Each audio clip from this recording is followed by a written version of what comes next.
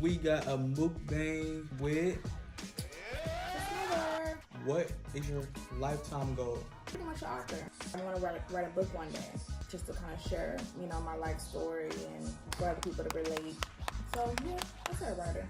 For me, my lifetime goal really is to provide for my family and to really just live life to the fullest, How old are you?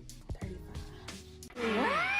Would you rather have $5 million or $1,000 every day? Ooh, that's a tough one. I say 5,000 because I can pretty much. 5,000?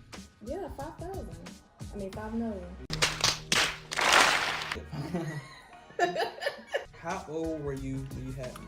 Well, I got pregnant at 13. I was a baby, but I had my son at 14. So the rest is history.